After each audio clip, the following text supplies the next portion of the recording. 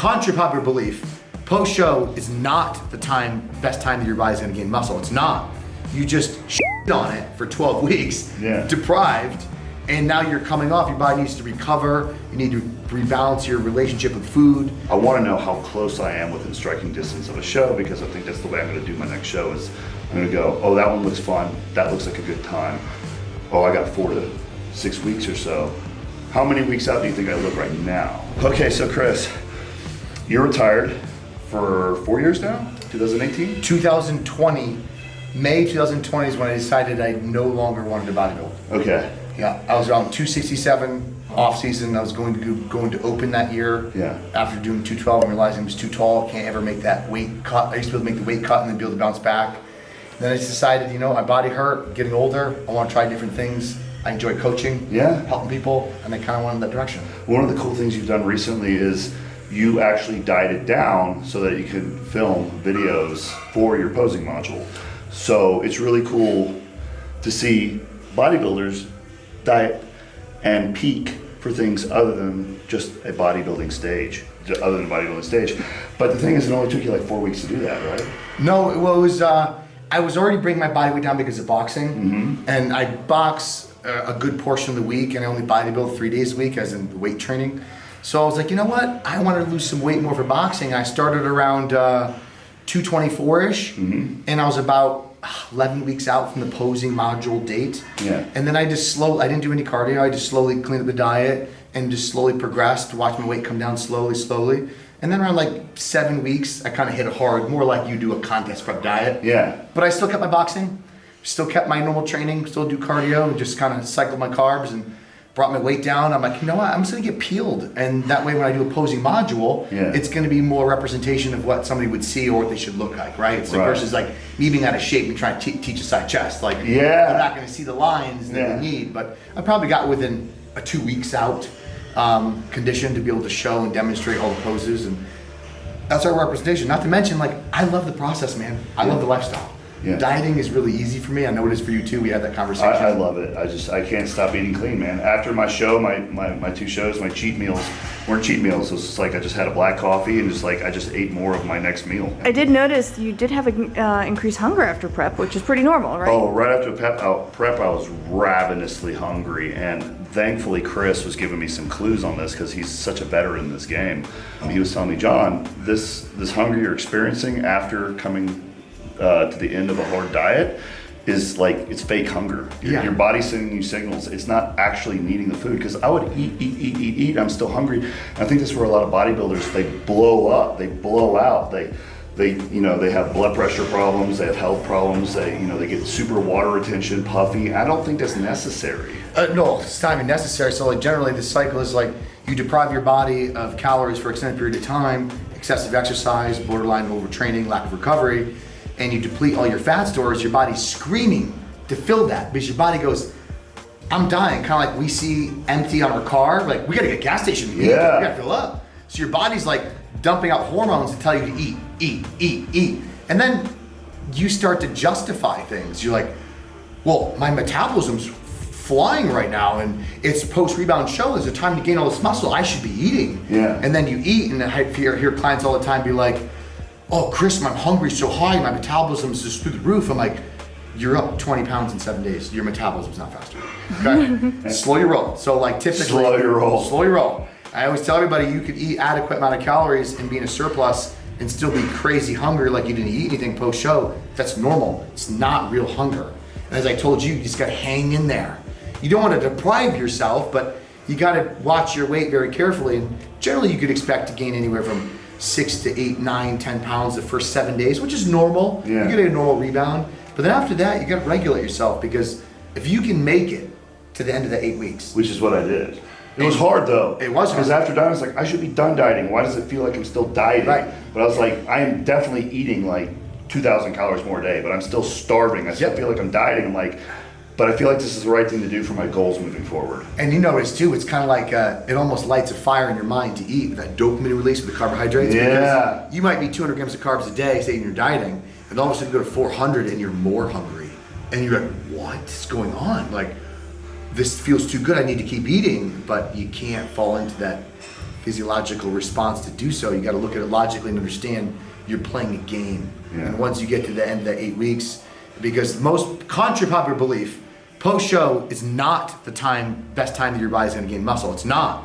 You just shit on it for 12 weeks, deprived, and now you're coming off. Your body needs to recover. You need to rebalance your relationship with food. You need to get to that spot 8 to 10 weeks out and replenish that relationship with food, get your body recovered, get the joints ready, so then you can have a great and extended off season. Yeah. Because by the time you get to 8 weeks, if you do it right, your digestion's great, your body's great, your appetite's high, everything's wonderful. Yeah. Versus stuff yourself at the end of the 10 weeks, now you're fat, you're losing pumps, excessive body weight, digestion's gone to shit, and you have, and now you're like, now you have 9 more months of pregnant. You have 9 more months of Might as well be pregnant. Yeah, might as well. You have 9 more months of off season, and you just blew your load in that first 8 weeks. Yeah. And like, now you're at the spot where your body needs a break, but you already just beat it into the ground. Yeah, you know? spent it. But like, dude, you play those 8 weeks right, you will have better growth over 9 months versus just looking in the short term. Too many bodybuilders look the short term, and ultimately, you got to get your labs right post-show. Yeah. You got to get the relationship right, and you get to that spot 8 weeks, and the appetite's down, calories are high, and you're still lean. You're gonna grow, perform, and recover, sleep better. Everything's better, and I know you feel that now. Oh, I feel great. I'm about 9 weeks post-show. Now, if I really wanted to add more muscle, I would have been doing that already, but I really like where I'm at right now. I'm happy with my body composition. I want to keep doing what I'm doing right now. I like the body weight I'm at. I'm between 255 and 260 pounds. And Chris, if you look at my diet logs for the past 6 to 9 months, I'm eating like 5,500, 6,000 calories a day. You showed me to maintain. Yeah. It's no joke. It's just like I could definitely eat more. I'm just stopping where it's like, okay, I'm good here. You know what I mean? But I've kind of kept the shape for other reasons, other goals. It's just like I want to feel good. I want to have some videos. I want to collab. I want to look good for things. And I wanted to put myself in a position where if I did want to transition and go into a show again, I didn't shelve like my whole year in this like bulk cut phase. Yeah. So I'm at this point now, it's like, I want to know how close I am within striking distance of a show, because I think that's the way I'm going to do my next show is I'm going to go, oh, that one looks fun. That looks like a good time. Oh, I got 4 to 6 weeks or so. How many weeks out do you think I look right now? There's 2 ways you can slice that, right? You can say, look at somebody's body fat, like how many weeks out are you? And I would look at you and be like, I would say 12 weeks, 10 weeks, okay? But I would want to start at 16 just to prime the tank. Okay. Because you never know sometimes. Sometimes people don't understand is like, they might have the amount of calories you're eating and say it's maintaining your weight, right? Yeah. And you're like, okay, well, I'm gonna remove 500 calories off my baseline diet, and I'm gonna increase my cardio, say 250 calories. Yeah. Now you're 750 calories deficit per day. And you're like, oh great, end of the week I should be down some weight. And then you're not. And then you're like, oh, that's weird, what's going on? And then you cut a little more calories and you another week and nothing happens. You're like, wait, what? Because your body has a metabolic adjustment period where it can adjust. It's like a quanta. Correct. So you always want to leave like a month cushion to kind of find where that baseline really is. Where you might be up here to gain weight, and then you come down here and you still don't lose weight, and your maintenance is still performing great. Then you go down here and then you start losing. Then you're like, okay, then I need to refeed up here. So I like to have a cushion. Okay. So like 10 weeks out, 12 weeks out body fat, but 16 weeks would actually set aside for prep, because you got to think about sickness. Yeah. If you get injured, extra cushion you need before you get to feed the body, because you might be developing fatigue around 5 weeks out, and you're like, shit, I need a week break where I can bring the calories in, bring the cardio down, get rid of the fatigue, and then hit it again. So you'd rather just have that extra time anyway, even if someone's a little further along in their body fat percentage being lower. 100%. Okay. And you are actually a fan of getting people in shape about 2 or 3 weeks before the show, 100%. having them almost like ready by then, just not doing the final week prep things, just because like, okay, we're there. Now you just like cruise into it. Correct. So instead of trying to time everything down to the last day. Which is nobody looks best that way. You don't. And ultimately, people will look at dieting and they perceive time as I'm going to be dieting for 16 to 20 weeks, but it's 16 to 20 weeks of cushiony dieting. And then being ready early and then feeding into the show and rinsing the fatigue versus 12 weeks of misery. Is this beating your body into the ground. Is this the way you did your last show? I think you described this as the process you did. I didn't do any cardio my last show. I was feeding on 800 carbs on my high days, and I was shredded. And people might be like, "Oh, it's genetics." I came from an era of 2 hours of cardio a day eating fish and greens. I've done that for shows before. Been there, okay? So like genetically, I don't burn fat super fast.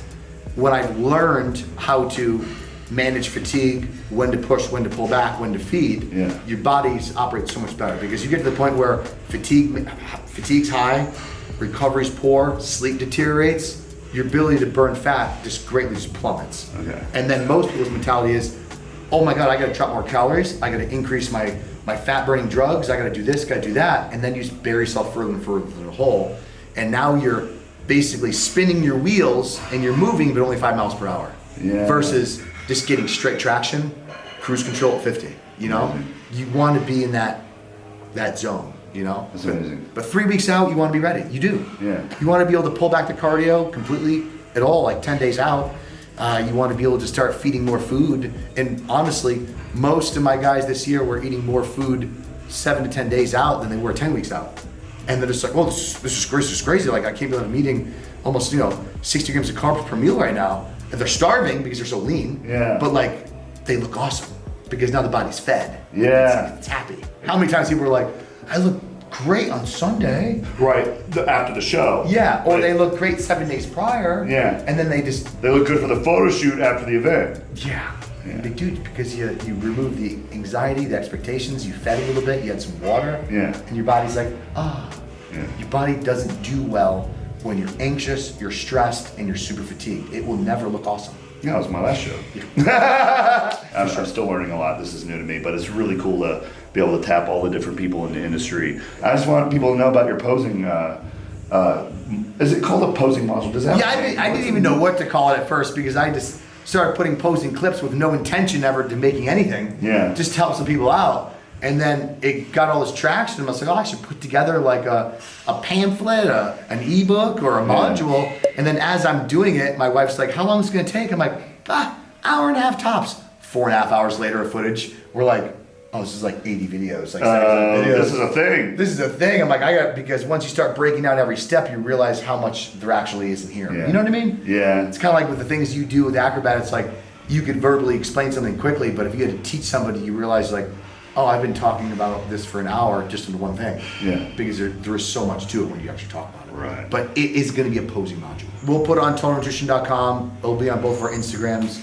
It'll be a subscription where people can, that way it's very affordable. I didn't want to create something that was just like, oh, I can't afford that. And that's the other thing. Like a lot of times, nothing against posing coaching. Posing coaching is important for individualism when someone's at a certain level, but there's a lot of people who don't have a lot of money bodybuilding and they're trying to learn the basics and understand how to get going. This is more than just for bodybuilders because there's too many people now who train without a shirt on in a gym who are just looking at themselves after doing some curls with all their buddies and their bros and posting flexing photos on TikTok. You don't want to look like you don't know what the fuck you're doing because you don't know what the fuck you're doing.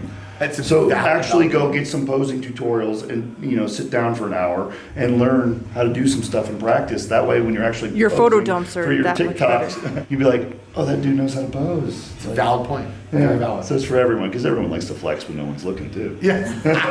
You want to look your best for yourself. So Yeah. thank you, Chris, for the video, man. No problem, man. Yeah, I give you a hug, but I'm a little sweaty. Yeah. Okay, too much.